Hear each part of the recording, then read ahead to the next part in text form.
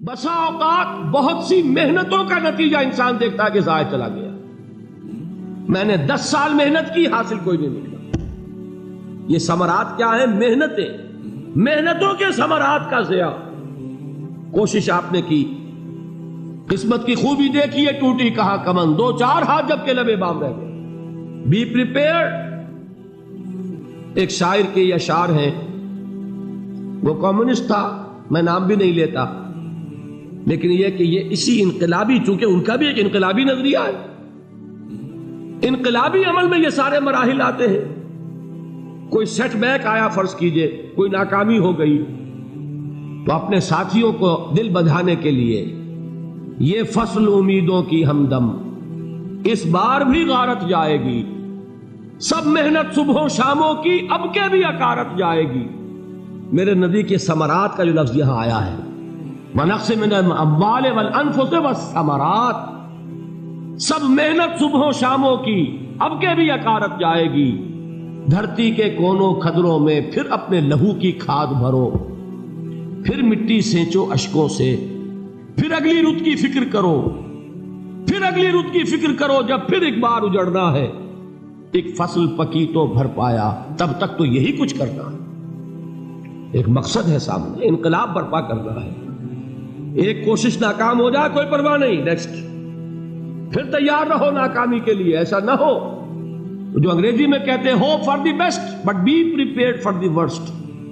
ایسا نہ ہو کہ دوسری مرتبہ ناکام ہو کے بددل ہو جاؤ، تمہاری ہمتیں جواب دے جائیں. نہیں، پہلے سے تیار رہو کہ دوسری مرتبہ بھی ناکامی آئے تو آئے، لیکن جب تک کہ کامیابی حاصل نہیں ہوتی ہمیں یہ کام کیے تھے.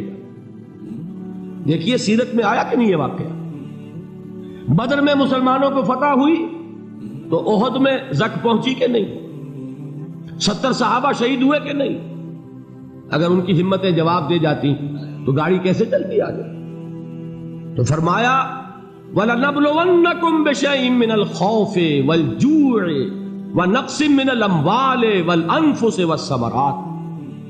ہم تمہیں لازماً آزمائیں گے، خوف کی کیفیت سے، فقر و فاقے کی کیفیت سے، بھوک سے، جان کے نقصان سے، مال کے نقصان سے، محنتوں کے حاصل کے ضائع ہو جانے سے. وَبَشِّرِ الصَّابِرِينَ، اور اے نبی بشارت دیجئے صبر کرنے والوں. الَّذِينَ إِذَا أَصَابَتْهُمْ مُصِيبَةٌ، وہ کہ جب ان پر کوئی تکلیف آئے، کوئی مصیبت آئے، کوئی آزمائش آئے، قالوا انا للہ وانا الیہ راجعون، وہ یہ کہیں کہ ہم اللہ ہی کے ہیں، اللہ ہی کی طرف لوٹ جانا ہے. یہ وہی انداز ہے جو میں نے فارسی کا شعر سنایا تھا آپ کو کہ سرے تسلیم خم ہے جو مزاج یار میں آئے. وہ ہمارا مولا ہے، ہمارا آقا ہے. اگر اسے یہی منظور ہے تو ہمیں بھی یہی منظور. میں نے تسلیم و رضا کی بات کی تھی نا، آپ کو کچھ شعر سنائے تھے. ایک شعر اور سنیے، اور یہ کس کا ہے؟ محمد علی جوہر کا. ایک مرتبہ جیل گئے، ان کی ایک بیٹی جوان بیمار ہوئی، فوت ہو گئی. باہر چھوڑا انگریز نے، جاؤ بھائی دفن کر دو بیٹی کو. دوسری مرتبہ جیل گئے، دوسری جوان بیٹی اسی مرض میں مبتلا ہوئی. اب یہ جیل میں ہے، خبر پہنچی کہ دوسری بیٹی کے اوپر بھی اسی مرض کا حملہ ہوا ہے. ایک نظم لکھی ہے جس کا آخری شعر یہ ہے، تیری صحت ہمیں منظور ہے لیکن اس کو نہیں منظور تو پھر ہم کو بھی منظور نہیں. یہ ہے، جب تک یہ کیفیت نہ ہو اس میدان میں آدمی ثابت قدم نہیں رہ سکتا کہ میرے رب کو اگر یہ منظور ہے تو یہی مجھے منظور ہے، اور تیری صحت ہمیں چاہیے تو ضرور، لیکن ہمارے رب کو منظور نہیں تو ہمیں بھی منظور. راضی برضائے رب. وَبَشِّرِ الصَّابِرِينَ الَّذِينَ إِذَا أَصَابَتْهُمْ مُصِيبَةٌ قَالُوا إِنَّا لِلَّهِ وَإِنَّا إِلَيْهِ رَاجِعُونَ. نہ شود نصیب دشمن کے شود ہلاک تیغت، سر دوستہ سلامت کے تو خنجر آسمان. اولئک علیہم صلوات من ربہم ورحمہ، یہی ہے وہ لوگ جن پر ان کے رب کی طرف سے عنایتیں ہیں اور رحمتیں ہیں. وَأُولَٰئِكَ هُمُ الْمُهْتَدُونَ، اور یہی ہے وہ لوگ جو کامیاب ہونے والے ہیں، ہدایت پانے والے، ہدایت یافتہ. اسی سورہ بقرہ میں ذرا آگے چل کر، یہ تو ہے 20واں رکوع، 19واں رکوع. 21ویں رکوع کی پہلی آیت ہے لیس البر ان تولوا وجوہکم قبل المشرق والمغرب ولكن البر من آمن بالله واليوم الآخر والملائكة والكتاب والنبيين وآتى المال على حبه ذوي القربى واليتامى والمساكين وابن السبيل والسائلين وفي الرقاب وأقام الصلاة وآتى الزكاة والموفون بعهدهم إذا عاهدوا والصابرين في البأساء والضراء وحين البأس. اب یہ آیت جو ہے سورۃ العصر میں جو مضامین آئے تھے سارے اس میں موجود ہیں. وہاں ایمان کا لفظ آیا، یہاں 5 ایمانیات کی تفصیل آ گئی، اعمال کی تفصیل آئی، اور آخری بات وہاں کیا ہے وَتَوَاصَوْا بِالصَّبْرِ، اور یہاں کیا ہے وَالصَّابِرِينَ فِي الْبَأْسَاءِ وَالضَّرَّاءِ وَحِينَ الْبَأْسِ، اور صبر کرنے والے. اصل نیکی ان کی ہے جو صبر کریں. کس میں؟ جنگ کے وقت. ذرائے باسائے، باسا کہتے ہیں فقر اور فاقہ. واحد آئے گا باس تو اس کے معنی جنگ، اور باسا جمع میں آئے گا تو فاقہ فقر بھوک. اور ذرائے جسمانی تکلیف، ضرر جسمانی تکلیفوں میں صبر کرنے والے، فقر اور فاقے میں صبر کرنے والے، اور جنگ کے وقت صبر کرنے والے. اولئک الذین صدقوا واولئک هم المتقون. یہ ہیں وہ لوگ جو صبر کرنے والے ہیں، یہ ہیں جو سچے ہیں، جو اپنے دعوے میں نیکی کے اور ایمان کے صادق ہیں، اور یہی وہ لوگ ہیں جو متقی. اگلی سورت ہے سورہ آل عمران. اس میں 2 لفظ آئے ہیں آخری آیت، یا ایھا الذین آمنوا اصبروا وصابروا ورابطوا واتقوا اللہ لعلکم تفلحون. دیکھیے یہاں صبر اور صابر جو تعلق جہد اور جہاد کا ہے وہی ہے صبر اور مصابرت. صبر ایک طرفہ عمل ہے، آپ جھیل رہے ہیں، برداشت کر رہے ہیں. صبر علی المعصیہ، صبر علی الطاعہ، صبر علی الابتلاء، یہ سب کیا ہے؟ صبر. اور مصابرت کیا ہے؟ صبر کا صبر سے مقابلہ. یہ سورہ آل عمران اب وقت نہیں ہے، میں آپ کو سناتا اللہ تعالیٰ نے کیسے کیسے مسلمانوں سے کہا. مسلمانوں تمہیں زک پہنچی ہے تو انہیں بھی تو پہنچی تھی. ان کے 70 نہیں مارے گئے تھے بدر میں؟ ان کے حوصلے جو ہیں وہ تو پست نہیں ہوئے، وہ اگلے سال آ گئے تم پر چڑھائی کر کے. تم کیوں اتنا برا مان رہے ہو؟ تمہارے دل اتنے زخمی کیوں ہو گئے؟ تمہیں تکلیف پہنچتی ہے تو انہیں بھی پہنچتی ہے.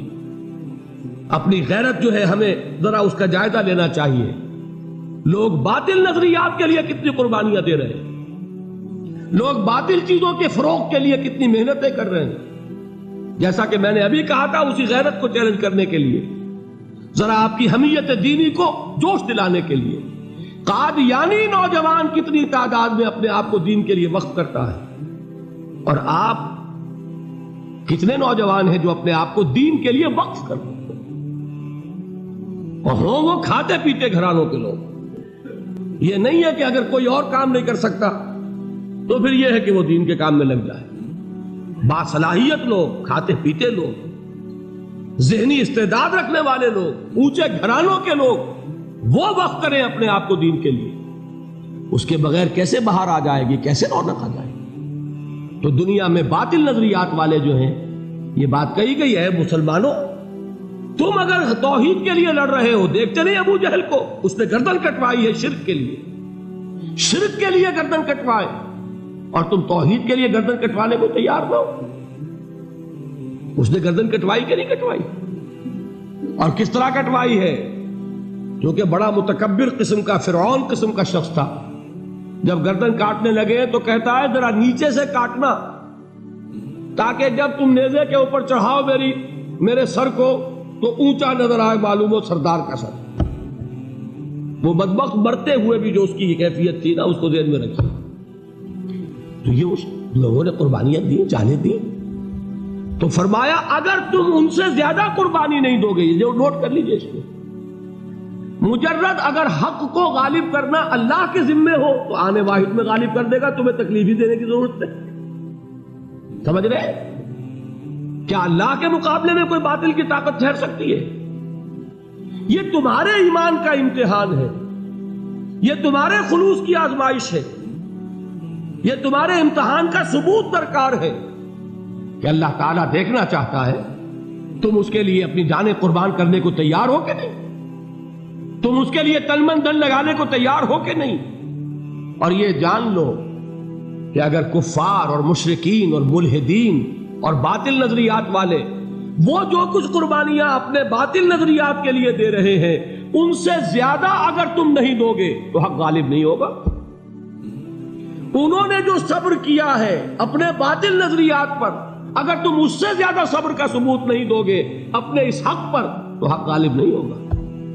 اس لیے فرمایا یا ایھا الذین آمنوا اصبروا وصابروا، نہ صرف یہ کہ صبر کرو بلکہ صبر میں اپنے دشمنوں سے آگے نکلو، ان کے صبر سے بڑھ کر صبر کرو۔ وَرَابِطُوا، مرابطہ کہتے ہیں چوکس رہنا، ہوشیار، پہرا دو، ایسا نہ ہو کہ دشمن جو ہے غفلت میں تمہارے اوپر کوئی حملہ جو ہے کر بیٹھے۔ وَاتَّقُوا اللَّهَ، اور اللہ کا تقوی اختیار کرو، لعلکم تفلحون، تاکہ تم فلاح پاؤ۔